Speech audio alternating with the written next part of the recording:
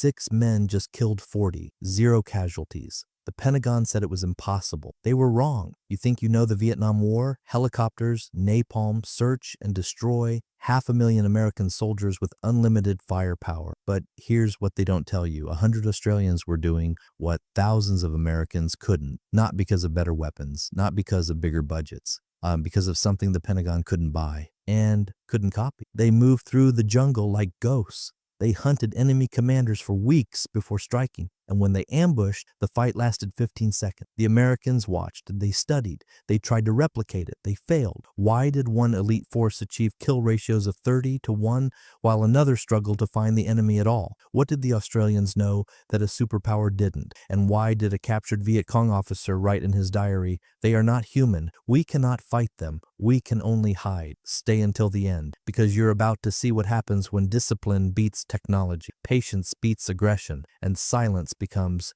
the deadliest weapon of all. Phuoc Toi Province, South Vietnam, April 1969. Captain Mike Walsh froze in the elephant grass, barely breathing as he watched 4 Australian SAS troopers prepare to vanish into the green hell.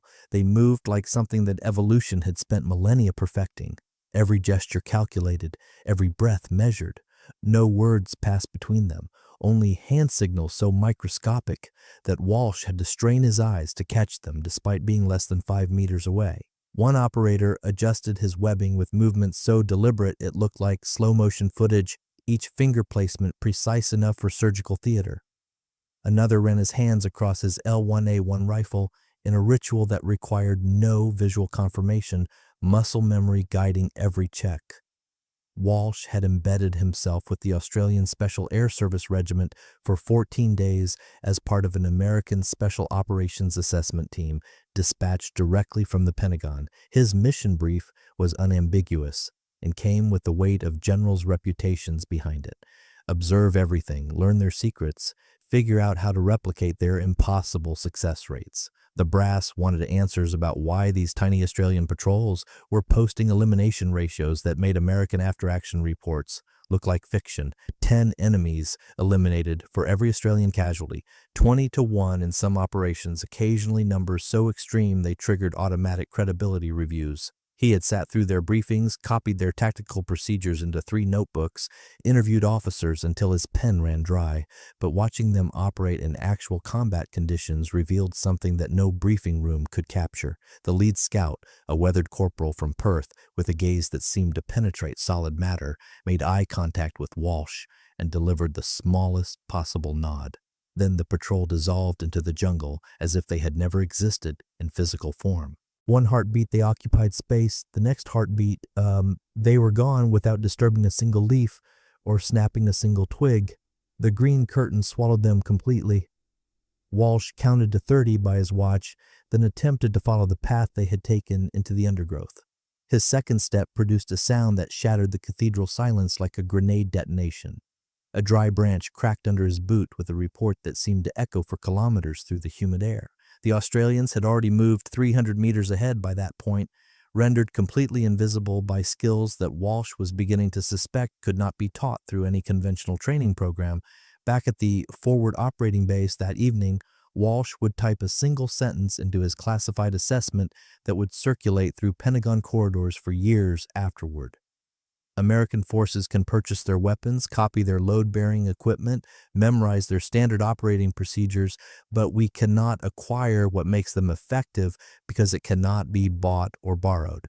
Walsh did not yet understand that the Department of Defense would invest the next 3 years and millions of dollars attempting to prove that assessment incorrect. Every attempt would end in expensive failure, but the education and humiliation was only beginning for the world's most powerful military. When Australian SAS squadron arrived in country during 1966, American military leadership greeted them with the kind of polite interest usually reserved for ceremonial units. Just another Commonwealth contingent padding out the coalition numbers for political photographs, more English-speaking allies to demonstrate international support for the intervention.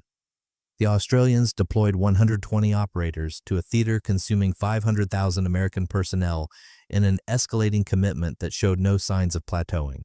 Colonel James Patterson of U.S. Army Special Forces would later admit in a 1989 oral history interview that the prevailing attitude was dismissive, bordering on condescending.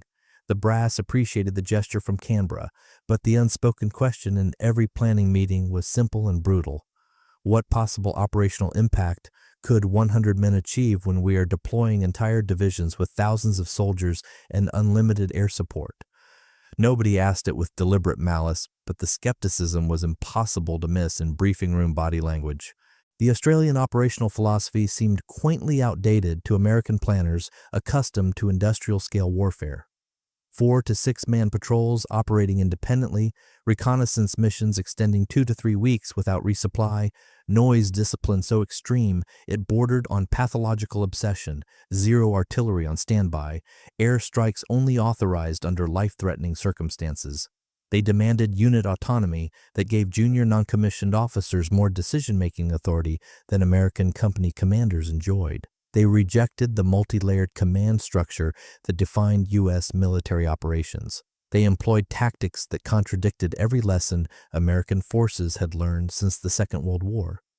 Major General William Dupuy would recall years later with the clarity that hindsight provides that the Australian insistence on walking through contested jungle for weeks without extraction plans struck senior American officers as either suicidally courageous or dangerously naive.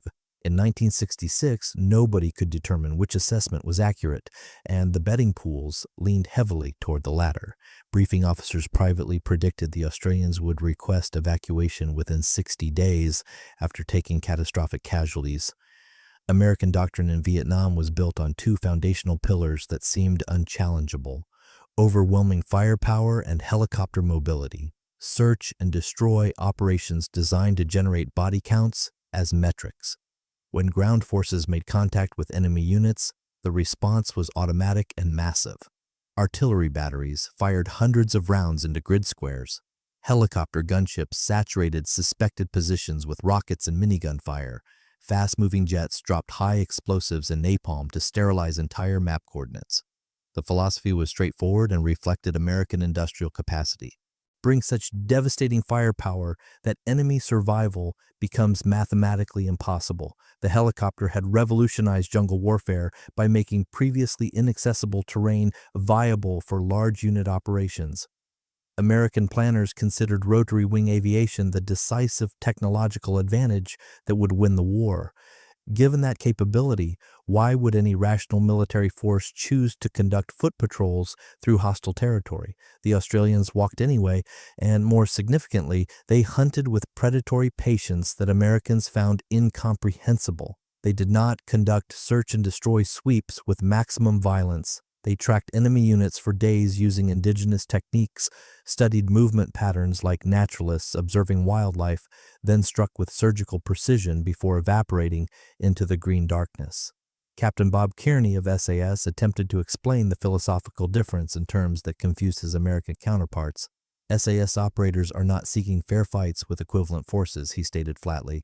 We locate enemy patrols before they detect our presence, eliminate them with complete surprise, then disappear before their command structure realizes anything happened. And this approach struck American officers as almost dishonorable by unwritten warrior codes. It felt like cheating, like refusing to fight according to mutually understood rules of engagement. The legendary and controversial Captain David Hackworth would later acknowledge that initial American reaction was distaste mixed with suspicion. The Australian methodology violated fundamental American concepts about how soldiers should conduct themselves in combat. It seemed cowardly to some observers. But then the operational statistics started flowing back from Phuoc Toi province. Those numbers changed every assumption about effectiveness in jungle warfare. During their first 6 months of operations, Australian SAS patrols achieved elimination ratios consistently exceeding 21 enemy casualties for every Australian loss. They located and secured enemy weapons caches that American battalion-sized sweeps had missed, despite passing within meters of the locations. They documented Viet Cong movement patterns with such precision that intelligence officers initially suspected the reports were fabricated because no unit could generate that level of detailed observation. They eliminated high-value targets, including battalion commanders and political cadre, with success rates that seemed to violate statistical probability according to every operational model the Pentagon possessed. By early 1967, polite curiosity had transformed into something approaching desperate obsession among American strategic planners. The Pentagon wanted immediate answers with the urgency of people watching their assumptions collapse. How were 100 operators achieving effects that thousands of American soldiers with unlimited support could not replicate? What specific techniques made them so devastatingly effective in the identical jungle where U.S. units struggled to locate the enemy? Most importantly, for military planners whose careers depended on demonstrating competence, could American forces learn to duplicate these results? That final question would generate answers far more painful than anyone anticipated, but something had to happen first that would expose just how unbridgeable the gap between two military cultures had become. The incident would be documented in classified after-action reports that would circulate for years as a cautionary tale about incompatible doctrines. Combined Patrol, July 1967, in the Longhai District. American and Australian units would conduct a joint operation that looked perfectly reasonable on briefing room maps. The concept seemed to leverage the strengths of both nations. Australian stealth, combined with American communications infrastructure and available fire support, would create a hybrid capability superior to either force operating independently. In execution, it became a case study in cultural incompatibility. Sergeant Thomas Braden operated his radio according to United States Army Field Manual specifications that had been hammered into him through months of signals training. Every 30 minutes, without deviation, he transmitted communications checks to the Tactical Operations Center. Brief encrypted bursts, coded position confirmations, status updates used in standardized formats. Mandatory procedure for all American forces operating beyond defensive perimeters required by regulations that existed for documented reasons involving coordination and safety. Australian Sergeant Keith McLean watched this performance with horror that deepened with each transmission. After the third radio call in 90 minutes, McLean moved within centimeters of Braden's face in the suffocating jungle humidity. His whisper came out quieter than leaves moving in breeze, but carried an edge sharp enough to draw blood. Only casualties, or those about to become casualties, break radio silence in enemy territory. McLean hissed with controlled fury, "We monitor their communications frequencies constantly, and they absolutely monitor ours with direction-finding capabilities." Braden started to argue, reaching for the regulations manual in his pack. McLean did not waste time on debate. He removed the headset from Braden's hands with decisive force and switched the transmitter to off position. The patrol continued through dense vegetation and silence, so complete it felt oppressive to American soldiers accustomed to constant connectivity. Tension became a physical presence thick enough to slice with bayonets. Americans felt dangerously isolated from support networks. Australians knew with grim certainty they were already compromised. Exactly 1 hour and 47 minutes after the final transmission, mortar rounds began impacting the coordinates where Braden had reported position. 12 rounds walked across a perfect 300-meter square pattern with precision that indicated professional targeting calculation. The patrol had fortunately displaced 1.5 kilometers from that location, but the lethal mathematics were impossible to misinterpret. Enemy signals intelligence had triangulated the transmission origin, calculated probable patrol location, and delivered indirect fire designed to eliminate the threat with textbook efficiency. American personnel were stunned by the speed and accuracy of enemy response to what they considered routine communications protocol. Australian operators were not remotely surprised because they operated on the foundational assumption that every frequency was monitored. Every transmission created a targetable signature. That radio silence represented not paranoia, but the only survivable approach in contested areas. One Australian would later tell Braden something that captured the philosophical divide perfectly. American regulations were written for conflicts where friendly forces outnumber the enemy and can afford occasional mistakes. Our procedures were developed for situations where we are outnumbered 10 to 1 and a single error means nobody goes home, but the Pentagon was not prepared to accept that some capabilities resist replication. The Australian Special Air Service Regiment traced its operational lineage directly to the British SAS, forged in North African desert warfare during 1941, while American Special Operations evolved from Ranger battalions, Office of Strategic Services traditions, and unconventional warfare experiments. The SAS developed something fundamentally different over decades of refinement, a fusion of deep reconnaissance capabilities, surgical strike methodology, and psychological operations that required almost monastic dedication to master. Selection never truly ends for SAS operators, explained Sergeant McDeek in a 1968 training assessment. Every patrol is an evaluation, every mission is a test, and the regiment maintains zero tolerance for individuals unable to subordinate personal ego to mission requirements. Australian SAS selection during the 1960s consumed 6 brutal months and maintained attrition rates exceeding 80%. Candidates needed to demonstrate not merely physical endurance that could be measured on stopwatches and obstacle courses, but cognitive flexibility under pressure, tactical creativity when standard solutions failed, and psychological resilience under conditions specifically engineered to fracture mental stability. They learned tracking skills directly from Aboriginal guides who could read disturbances in terrain that were invisible to Western eyes. They studied jungle survival techniques with Malaysian veterans who had fought communist insurgents for years. Training encompassed long-range navigation without technological aids, field medicine that went far beyond basic first aid, communication security that bordered on paranoia, demolitions expertise, and language skills. By the time an operator earned his sandy-colored beret, he had invested more training hours than most conventional soldiers accumulated during their entire first enlistment period. Lieutenant Colonel John Salmon, who commanded the squadron from 1966 through 1967, would note that this extended preparation created a completely different type of soldier. The training produced operators who thought differently, moved differently, fought differently than any other military force in theater. When the Australian government committed forces to Vietnam, the SAS received tasking for reconnaissance operations in Phuoc Toi Province, located 100 kilometers east of Saigon. The operational area was undisputed Viet Cong territory featuring dense triple canopy jungle, extensive tunnel networks that could hide entire battalions, and civilian populations ranging from sympathetic to actively hostile toward any government forces. The 1st Australian Task Force desperately needed actionable intelligence about enemy dispositions, movement patterns, and infrastructure. The SAS would provide that intelligence through methods that defied American understanding. Their operational doctrine differed fundamentally from American practices at every level. Patrols inserted via helicopter at dusk, often several kilometers away from their actual operational areas to prevent enemy observation of insertion points. They moved exclusively at night using terrain features to mask their displacement. During daylight hours, they established observation positions and watched in complete silence. Radio contact with headquarters occurred every 2 days using brief encrypted bursts compressed to minimize transmission time. Complete messages might consist of 5 words transmitted in under 3 seconds. One patrol might cover 50 kilometers over 7 days without firing a single shot, recalled Trooper Dave Morrell in a post-war interview.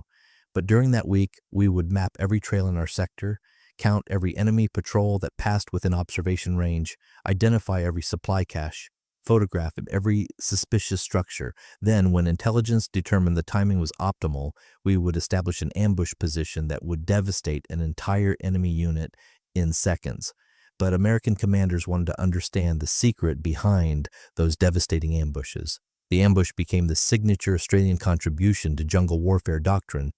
Unlike American practice, which frequently involved hasty ambushes with maximum firepower expenditure, SAS operators planned with precision that approached scientific methodology. They would track an enemy unit for days or even weeks, learning movement patterns down to individual quirks, identifying leaders by behavior and equipment, counting weapons to estimate unit size. Then they selected terrain that offered the enemy no escape routes, positioning themselves for overlapping fields of fire, usually within 20 meters of what they termed the killing zone. The opening burst would eliminate the lead and tail elements simultaneously, explained Corporal Jim Truscott years after his service ended. Enemy formations caught in the middle found themselves trapped in a killing box with nowhere to run and no cover available. The entire engagement lasted 15 to 20 seconds maximum. Then complete silence returned. We would quickly search bodies for intelligence materials, secure any weapons or documents of value, then be completely gone from the area in under 2 minutes before enemy reinforcements could respond. By mid-1967, American Special Operations Command was no longer dismissing the Australians as a curiosity. They were studying them with the intensity of doctoral candidates researching a phenomenon that defied existing theories. Operation Marsden launched on February 24, 1967. The patrol that would fundamentally alter American perceptions began without any indication it would become legendary. Sergeant Bottell led 5 troopers into the Long High Hills, following intelligence reports about a Viet Cong battalion command element operating in the area. The Australian SAS had been conducting operations for 8 months by this point. American assessment teams were finally receiving authorization to observe their techniques firsthand under actual combat conditions. Captain Mike Walsh accompanied the patrol on what he would later describe as the most educational week of his entire military career, spanning 22 years of service. For 3 days, Bottle's patrol moved through terrain that American units would have declared impassable without engineer support and mechanized equipment. They crossed streams by feeling underwater for rocks that would not shift under weight, rather than splashing through and leaving obvious signs. They ascended ridges by following game trails that left minimal disturbance to vegetation. At night, they occupied ambush positions for hours, absolutely motionless despite insects and rain, waiting for enemy patrols that sometimes never appeared. The physical discomfort reached levels that Walsh found nearly unbearable. He recalled in classified debriefings. Rain soaked through every layer of clothing, insects attacked any exposed skin, thorns tore at uniforms and flesh. We could not speak above whispers, could barely shift position to relieve cramping muscles, but the Australians were reading the jungle environment like scholars studying ancient texts. They noticed things Walsh could not see even when pointed out directly. On the 4th morning of the patrol, Bottle discovered what he had been hunting, a trail junction where 3 paths converged in a natural bottleneck. The earth showed heavy recent traffic with multiple boot prints overlapping, disturbed vegetation indicating large groups had passed, cigarette butts that were still fresh enough to retain tobacco smell. The signs indicated major enemy movement, likely a company-sized element or larger. Bottle used hand signals to position his team with precision measured in centimeters. Overlapping fields of fire covered every approach and exit. L1A1 rifles synchronized to eliminate specific targets in coordinated sequence. Walsh carried an M16 against Australian advice, and they had warned him the weapon's distinctive report would identify American involvement if the situation deteriorated. The acoustics of different rifles could compromise operations. They waited in position for 13 hours without moving. The Viet Cong battalion commander walked directly into the kill zone at exactly 16:40 hours, surrounded by staff officers and security guards totaling at least 40 combatants. The numerical odds were absolutely insane by any tactical calculation. One 6-man patrol engaging a battalion command element backed by an entire company within shouting distance represented the kind of mathematics that should result in complete annihilation of the smaller force. Bottle did not hesitate for even a fraction of a second. Walsh later reported that the ambush initiation signal was accomplished by squeezing the hand of the adjacent operator. That tactile signal passed down the line faster than thought, traveling from man to man in a chain of human contact. The initial burst eliminated 9 enemy personnel in the first 3 seconds of engagement. The VC commander fell during the first volley. The patrol's sustained fire created a wall of bullets that literally disintegrated the enemy formation through sheer volume, concentrated in a confined space. Fragmentation grenades followed the rifle fire, then white phosphorus to create smoke and psychological terror. The result was organized chaos, screaming return fire snapping overhead through the canopy. Walsh estimated the patrol maintained fire for 90 seconds total before Bottle signaled withdrawal. Then the 6-man team disappeared into jungle darkness as completely as if they had never existed. They displaced 2 kilometers through night jungle, established a cold camp with no fire or light, and listened to enemy search parties thrashing through the undergrowth all night. The pursuing forces never approached closer than 400 meters because they were searching in completely wrong areas. At dawn, the patrol extracted via helicopter from a landing zone several kilometers from the ambush site. The body count verified through aerial reconnaissance and subsequent intelligence reports confirmed 23 enemy casualties, including the battalion commander and 3 senior staff officers. Captured documents recovered from the bodies revealed complete operational plans for the next 30 days of Viet Cong activities in the province. Australian casualties from the engagement totaled exactly 0. One trooper sustained a bullet graze across his pack that did not even penetrate to the contents inside. When Walsh delivered his after-action briefing to Special Operations Command headquarters, the assembled officers sat in stunned silence for nearly a minute. A colonel finally spoke what everyone was thinking, but did not want to articulate. That outcome is not statistically possible according to any tactical model we possess, the colonel stated flatly. 6 men do not ambush 40-plus combatants and extract without casualties. The mathematics do not support that result. Walsh met the colonel's skeptical gaze without blinking. I personally observed the entire operation from initial insertion to final extraction. Walsh replied with controlled anger at having his professional integrity questioned. Every detail in my report is verified and accurate. It happened exactly as documented. But the Pentagon needed more than one miraculous success story. Operation Ainsley launched in September 1967 as the American attempt to replicate SAS effectiveness through institutional learning. U.S. Army Special Forces selected 12 hand-picked teams for training using Australian methodology adapted for American personnel. Small patrol formations, long-range reconnaissance profiles, ambush doctrine, emphasizing surprise and violence. The Australians provided advisors who attempted to transfer decades of accumulated knowledge in compressed timeframes. Equipment was standardized to remove variable. Training intensity reached levels that pushed American operators to physical and mental limits. The first American patrol inserted on September 8th. They lasted 30 hours before requesting emergency extraction. We moved too quickly through terrain, talked too much even when whispering, and generated too much noise despite conscious efforts to move silently, admitted Sergeant First Class Robert Howard, who would later earn the Medal of Honor for extraordinary heroism in Vietnam. The Australians attempted to teach us their methods with genuine patience, but we could not internalize the techniques at a fundamental level. American soldiers had been trained throughout entire careers to move with aggressive purpose and decisive action.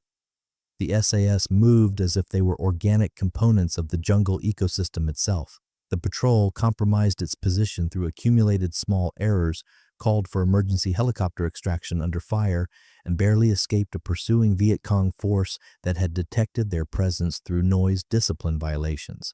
The team suffered no casualties, but also generated no intelligence and achieved no enemy eliminations. The mission represented complete tactical failure by any objective measurement. Other American patrols achieved better results through the program. Some teams conducted successful ambushes and reconnaissance missions that met basic objectives. But consistency remained impossibly elusive. The Australians succeeded on 85% of operations. American teams hovered around 40% success rates despite using identical equipment and similar tactics. The problem was not talent or courage, reflected Colonel Arthur Bull Simons, the legendary Special Operations Commander who planned the Sun Tay raid. It was fundamental culture that could not be overcome through training alone. The SAS built operators over years of continuous selection and refinement. We built operators over months of intensive courses. They refined techniques across decades of institutional knowledge. We adapted tactics across weeks of abbreviated training. They accepted that some capabilities require time to develop properly. We believed anything could be mastered through sufficient determination and willpower. But the real issue cut even deeper than training timelines. The fundamental problem was entirely philosophical and could not be resolved through procedure changes. American military culture rewarded aggressive initiative, decisive action, and rapid closure with enemy forces. Australian SAS culture rewarded infinite patience, iron discipline, and invisible precision that left no evidence of presence. You could not reconcile these opposing philosophies without fundamentally rebuilding one military from its foundations. American soldiers were taught to seize initiative and dominate through action. Australian operators were taught that the best patrol was one the enemy never detected until bullets started flying. By 1968, the Pentagon had shifted its strategic approach to the problem. If American conventional forces could not transform into SAS clones, perhaps they could learn specific techniques and integrate selected elements into existing special operations doctrine without attempting complete cultural transformation. Joint training programs expanded rapidly throughout the theater. Australian SAS instructors rotated through U.S. Special Forces schools to teach specific skills. American teams embedded with SAS patrols for extended observation periods measured in weeks rather than days. Equipment exchanges occurred at all levels. L1A1 rifles appeared in American armories for evaluation. Pack configurations were copied and modified. Ration types were tested and adapted. Some techniques transferred successfully and improved American performance measurably. U.S. teams adopted the SAS concept of hard routine in patrol bases, meaning absolute silence during dawn and dusk, danger hours, when enemy forces were most likely to be active. They learned minimalist equipment philosophies that reduced patrol signatures. They improved camouflage discipline to levels approaching Australian standards. The Australians taught us to think like hunters stalking prey instead of soldiers seeking combat, explained Captain Larry Thorne in a training report. That cognitive shift changed everything for units willing to embrace the philosophy completely. American troops who internalized that hunting mindset showed dramatic improvement in effectiveness. But the operational core remained frustratingly out of reach for most American units despite best efforts. The SAS approach demanded a level of small unit autonomy that American command culture could not tolerate at institutional levels. Australian patrols operated for weeks with minimal supervision from higher headquarters, making tactical decisions that might directly contradict strategic guidance from division-level planners. They answered exclusively to their squadron commander and no other authority in the chain of command. American special operations could not escape the suffocating hierarchy regardless of how autonomous individual units wanted to be. Even the most independent teams faced multiple layers of command oversight that Australian operators would have considered operationally crippling. Radio checks remained frequent requirements. Mission parameters came down as specific instructions rather than general guidance. Air support stayed on standby as default assumption. Quick reaction forces were positioned for immediate deployment. We would plan a tactically perfect ambush based on terrain and enemy patterns, recalled Master Sergeant Roy Benavidez, who would earn the Medal of Honor for actions in 1968. Then command would direct us to coordinate with battalion headquarters, arrange air support on standby status, position a quick reaction force within helicopter range. By the time we satisfied all the requirements and coordination measures, the enemy somehow knew we were operating in their area. The Australians gradually adapted to American expectations as joint operations increased throughout 1969. SAS patrols began coordinating with larger U.S. units for combined operations that leveraged both nations' strengths. They discovered methods to bridge the cultural gap between approaches, though it required compromising some of their prized independence. Lieutenant Michael Jeffrey, who would later serve as Governor General of Australia, explained the adaptation process. We learned to speak their operational language and work within their command structure limitations. We could not transform them into SAS operators overnight, so we learned to operate effectively alongside them using different approaches toward common objectives. The most successful integration occurred with specialized American units, including U.S. Navy SEALs and long-range reconnaissance patrols, who adopted more SAS-influenced procedures. These elite units operated in smaller team configurations with greater autonomy than conventional forces, emphasizing stealth and precision over firepower. While never achieving SAS-level consistency in results, they proved the techniques could function in American hands when properly adapted to cultural context. It was not that Americans lacked the capability to execute these methods, reflected Trooper John Connolly after the war ended. The issue was that our entire system was purpose-built for this type of warfare over decades. Their system was not designed for it. Military culture defeats tactical innovation every single time when the two come into conflict. But then something happened that showed the psychological dimension of SAS operations. Intelligence officers discovered something peculiar in November 1968 that would become legendary among both Allied and enemy forces.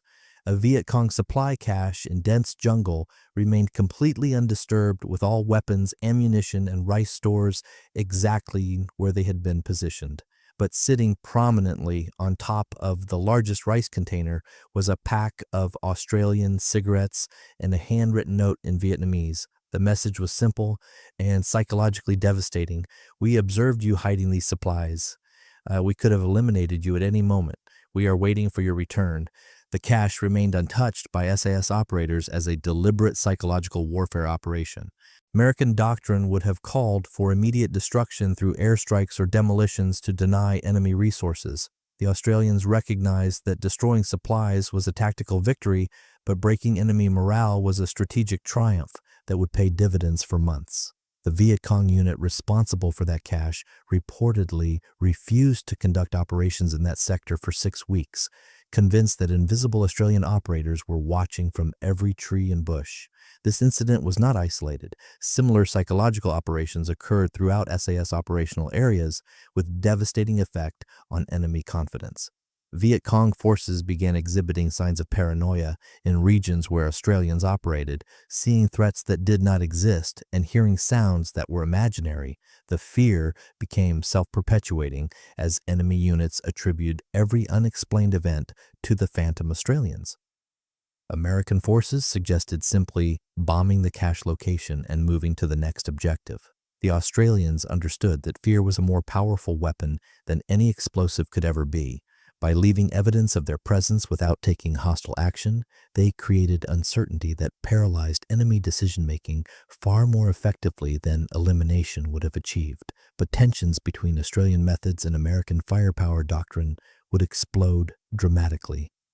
June 1969 brought an incident that exemplified the fundamental incompatibility between Australian patience and American technological solutions. An SAS patrol found itself surrounded by a numerically superior Viet Cong force after a tracking operation went wrong in the Long Hai district. The patrol had been following an enemy company for 2 days when wind shifts betrayed their position through scent. 40 enemy combatants began closing in on 6 Australian operators from 3 directions simultaneously. The patrol radioed for emergency support, and an American AH-1 Cobra gunship responded within minutes, orbiting overhead with rockets and minigun pods ready to deliver devastating firepower. The pilot requested precise coordinates for immediate fire missions to break up the encirclement. The Australian patrol commander refused to provide exact grid coordinates, instead requesting the pilot to attack based on sound signatures and general direction from the patrol's approximate location. The pilot's response came through the radio with barely controlled fury. Providing precise coordinates was standard procedure for danger-close fire support missions where friendly forces were within lethal radius of ordnance.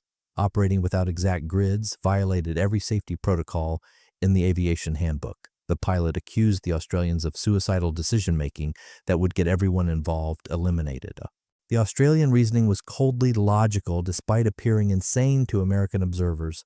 Broadcasting precise coordinates over radio frequencies that were certainly monitored would reveal their exact position to enemy signals intelligence units. That information would be relayed to the encircling force within minutes, allowing them to position mortars and adjust their assault. The risk of giving away position outweighed the risk of less accurate air support. The SAS patrol broke out of the encirclement using the chaos created by the gunship's area suppression without ever transmitting their exact location. They displaced 3 kilometers through heavy jungle and extracted from an alternate landing zone the following morning. 0 casualties despite being outnumbered nearly 7-1 in close contact. Later that week in the officers' club at the forward operating base, the Cobra pilot approached the Australian patrol commander with a drink in hand. The pilot called them insane individuals who rejected common sense, but he paid for an entire round of drinks and admitted that conventional logic did not apply to how Australians operated. The mutual respect existed despite complete disagreement about methods. American aviators learned that Australian ground forces prioritized different survival factors than U.S. troops. Americans trusted technology and firepower to solve problems. Australians trusted invisibility and deception as primary defensive measures.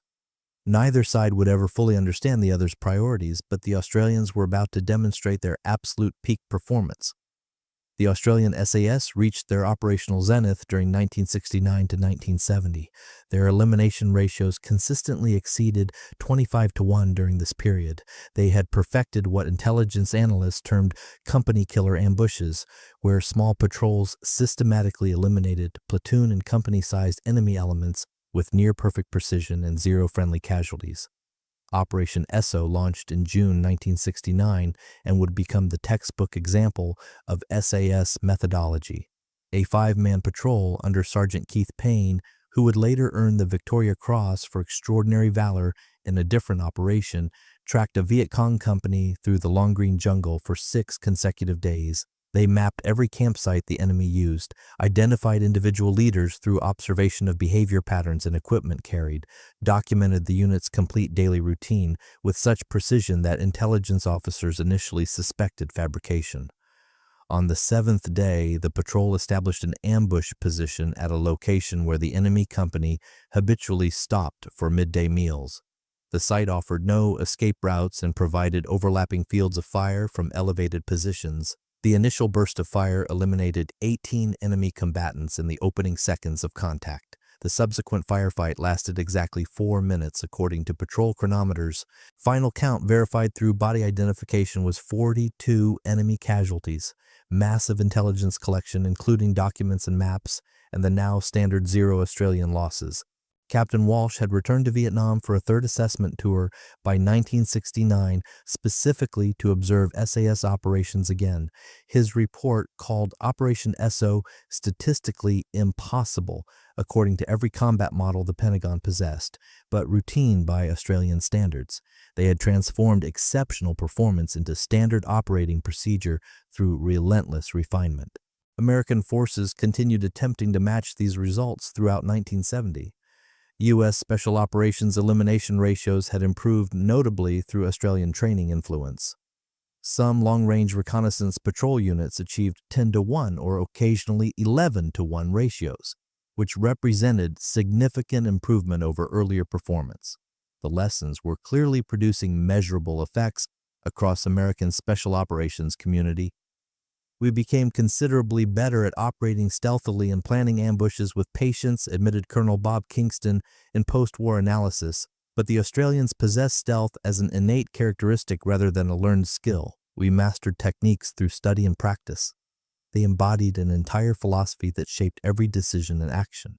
The psychological impact on Viet Cong forces reached levels that intelligence analysts found difficult to quantify but impossible to ignore.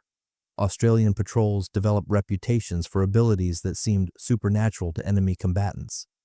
Vietnamese phrases emerged, translating roughly to jungle ghosts or silent death. Some Viet Cong units issued orders prohibiting operations in sectors where SAS presence was confirmed or even suspected. They inspired more fear than American firepower ever could, recalled Corporal McDeek years after his service concluded. Firepower can be avoided through hiding in tunnels or dispersing forces. We found you regardless of where you hid or how carefully you moved. That psychological reality was more powerful than any weapon. A captured Viet Cong political officer's personal diary recovered during a 1970 operation included an entry that would be widely quoted in after-action analyses. The translation read that Australian commandos were not recognizably human, that they perceived threats without using normal senses, that they moved without generating any detectable sound, that their attacks made survival mathematically impossible, that conventional forces could not fight them and could only attempt to avoid contact entirely. Yet, even at their peak operational effectiveness, the SAS never exceeded 120 personnel deployed in Vietnam at any given time. The American Special Operations community, trying desperately to replicate their success, never fully solved the puzzle. The techniques could be taught through intensive training. The fundamental mindset could not be transplanted into a different military culture without rebuilding that culture from its foundations. The Australian SAS departed Vietnam during 1971 after conducting over 120 patrols with a casualty exchange rate approaching 30 to 1, the highest sustained performance of any Allied unit throughout the entire war. American attempts to duplicate their methods produced decidedly mixed results, consisting of improved tactical performance, but never the consistent excellence Australians demonstrated year after year. We learn through painful experience that some capabilities cannot be replicated through study, only respected as unique achievements, reflected General William Dupuy in his memoirs published years later. The SAS was not merely tactics and techniques that could be copied from field manuals. It was organizational culture refined over decades, selection processes that were uncompromising, training that never truly ended, and a philosophical approach to warfare that was fundamentally incompatible with American military culture. The lessons influenced American special operations development for decades following Vietnam. The formation of Delta Force in 1977 incorporated SAS selection methodologies and small unit autonomy principles. Long-range surveillance units adopted many patrol techniques directly from Australian manuals, but the fundamental insight remained unchanged. Culture shapes operational capability more powerfully than training programs or equipment ever could. Post-war reunions between American and Australian veterans revealed mutual professional respect despite the frustrations during combat operations. They taught us to think like hunters stalking prey, said one American long-range reconnaissance patrol veteran at a reunion. We taught them how to call in devastating airstrikes when needed, different skills for armies with different strengths and limitations. The Australian SAS became legendary in special operations communities worldwide. They were the ghosts that Americans studied intensively, respected deeply, learned from extensively, but could never quite become themselves despite enormous effort and investment. Their success in Vietnam proved conclusively that in special operations warfare, the quality of individual operators and the culture shaping them matters exponentially more than numerical strength, firepower advantages, or technological superiority. They were not simply elite soldiers selected from conventional forces. They represented an entirely different species of warrior shaped by decades of institutional philosophy. Patient when others demanded immediate action, precise when others relied on volume of fire, invisible when others announced their presence, utterly lethal when the moment for violence arrived. American forces called them ghosts, not because they could not be physically seen during operations, but because even when American observers watched them closely during training and operations, they still could not fully comprehend how Australians achieved what they did. And some operational secrets cannot be copied through observation or stolen through intelligence collection. They can only be earned through decades of cultural refinement, uncompromising selection that accepts failure rates exceeding 80%, and organizational philosophy that refuses to compromise excellence for expediency or political pressure. The Australians understood this truth at a fundamental level that shaped every decision. The Americans learned it through years of expensive failures and humbling comparisons. The jungle remembers who moved through it with respect and who tried to dominate it through force. The jungle remembers who listened to its rhythms and who brought machines to drown out the silence. The jungle remembers who became part of the ecosystem and who remained forever foreign to it. 6 decades later, the lessons remain relevant for any nation attempting to build truly elite special operations forces. Technology advances, weapons evolve, communications improve, but the fundamental truth persists unchanged. Culture defeats capability every time they conflict. Patience defeats aggression when both are fighting on terms neither chose.